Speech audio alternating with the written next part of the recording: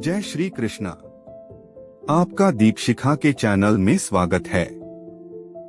श्रीमद् भगवत गीता अध्याय 5 भाग 3 ब्रह्मण्याधाय कर्माणि संगं त्यक्त्वा करोति यह लिप्यते न स पापेन पद्मपत्रमिवाम्भसा।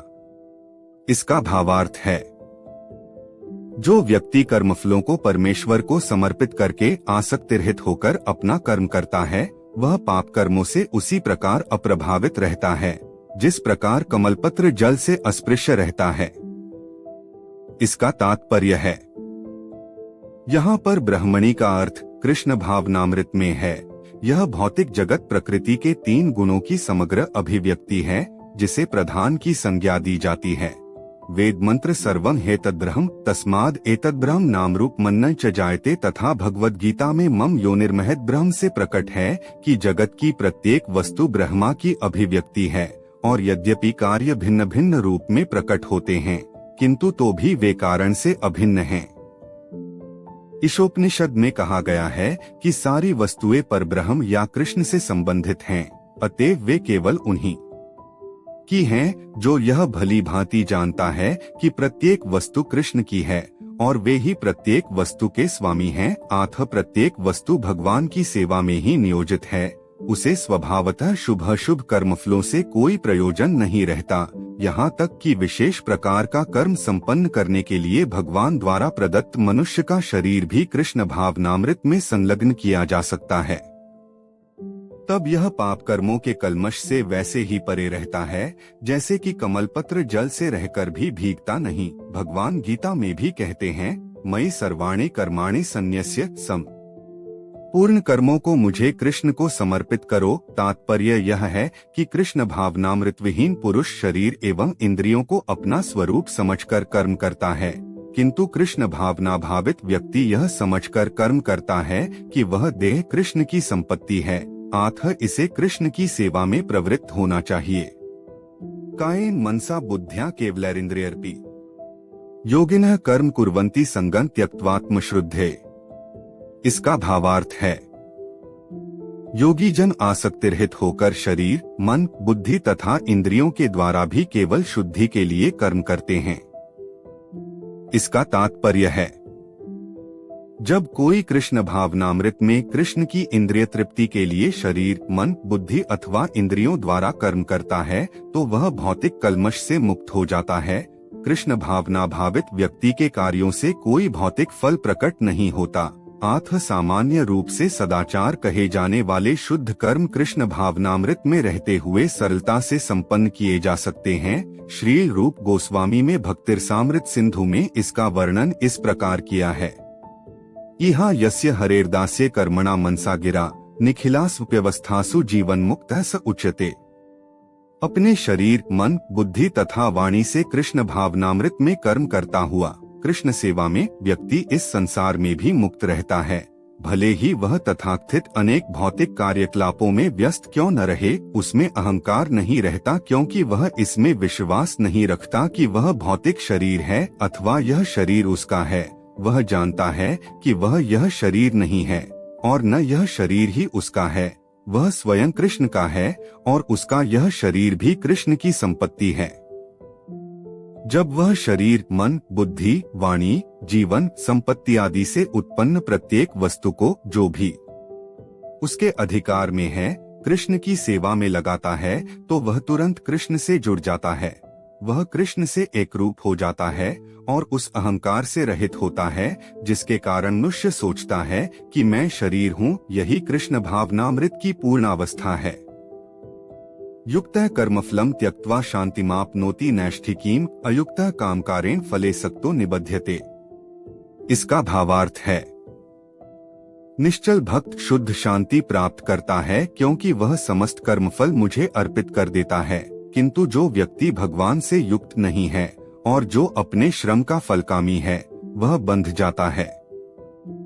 इसका तात्पर्य है, एक कृष्ण भावना भावित व्यक्ति तथा देहात्म बुद्धि वाले व्यक्ति में यह अंतर है कि पहला तो कृष्ण के प्रति आसक्त रहता है जबकि दूसरा अपने कर्मों के प्रति आसक्त रहता है। जो व्यक्ति कृष्ण के प्रति आसक्त रहकर उन्हीं के लिए कर्म करता है वह निश्चय ही मुक्त पुरुष है और उसे अपने कर्मफल की कोई चिंता नहीं होती। भागवत में किसी कर्म के फल की चिंता का कारण परम सत्य के ज्ञान के बिना द्वैत भाव में रहकर कर्म करना बताया गया। कृष्ण श्री भगवान हैं, कृष्ण भावनामृत में कोई द्वैत नहीं रहता। जो कुछ विद्यमान है वह कृष्ण का प्रतिफल है और कृष्ण सर्वमंगलमय हैं।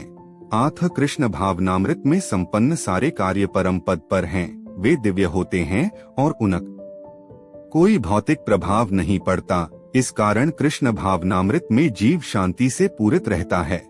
किंतु जो इंद्रिय तृप्ति के लिए लोभ में फंसा रहता है उसे शांति नहीं मिल सकती। यही कृष्ण भावनामृत का रहस्य है। यह अनुभूति की कृष्ण के अतिरिक्त कुछ भी नहीं है, शांति तथा अभय का पद है। सर्वकर्माणि मनसा सन्न्यस्यास्ते सुखम वशी नवद्वारे पुरे देहि नैव कुर्वन् कामयन्।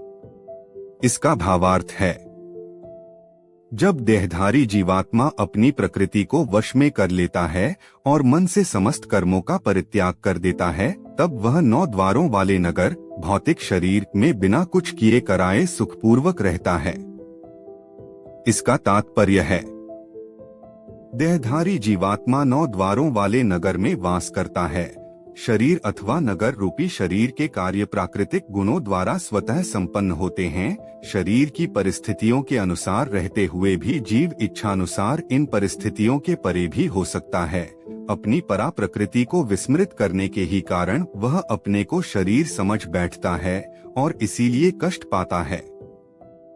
कृष्ण भावनामृत के द्वारा वह अपनी वास्तविक स्थिति को पुनः प्राप्त कर सकता है और इस देहबंधन से मुक्त हो सकता है। आथ जो ही कोई कृष्ण भावनामृत को प्राप्त होता है तुरंत कि वह शारीरिक कार्यों से सर्वथा विलग हो जाता है। ऐसे संयमित जीवन में जिसमें उसकी कार्य प्रणाली में परिवर्तन आ जाता है वह 9 द्वारों वाले नगर में सुखपूर्वक निवास करता है।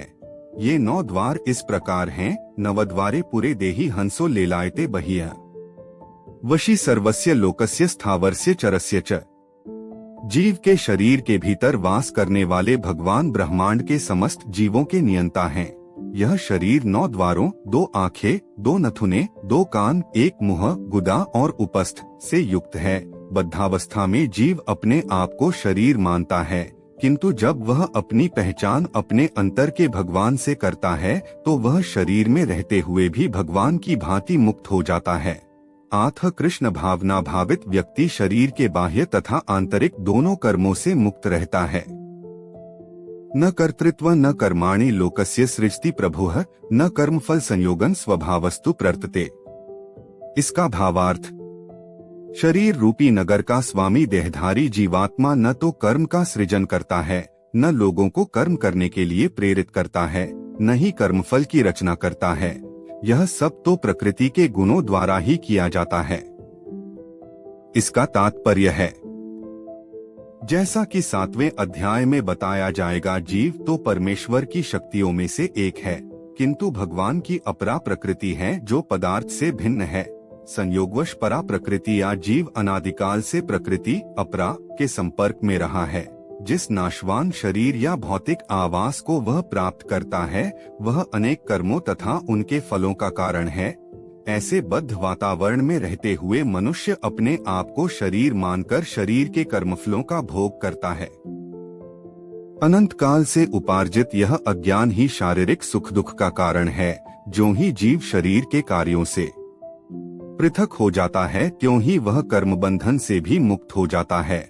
जब तक वह शरीर रूपी नगर में निवास करता है तब तक वह इसका स्वामी प्रतीत होता है, किंतु वास्तव में वह न तो इसका स्वामी होता है और न इसके कर्मों तथा फलों का नियंता ही। वह तो इस भवसागर के बीच जीवन संघर्ष से रत प्राणी है। सागर की लहरें उसे उछालती रहती हैं, किंतु उन पर उसका वश नहीं चलता। उसके उद्धार का एकमात्र साधन है कि दिव्य कृष्ण भावनामृत द्वारा समुद्र के बाहर आए। इसी के द्वारा समस्त अशांति से उसकी रक्षा हो सकती है। गीता का अगला अध्याय सुनने के लिए चैनल को लाइक, शेयर और सब्सक्राइब जरूर करें। धन्यवाद।